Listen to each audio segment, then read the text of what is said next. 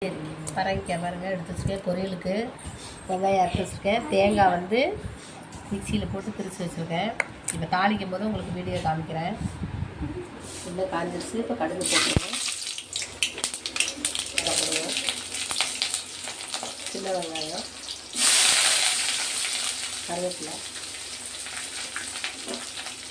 ஒரு போட்டுருவோம்.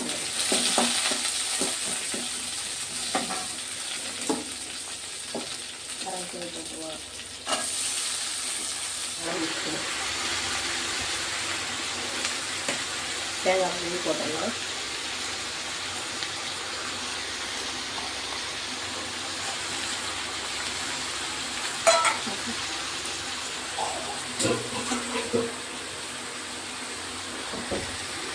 ஒரு கலர்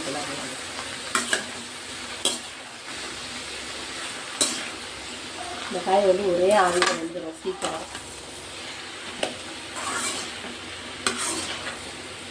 இந்த மாதிரி நீங்களும் செஞ்சு பாருங்கள், நல்லா டேஸ்ட்டாக இருக்கும்.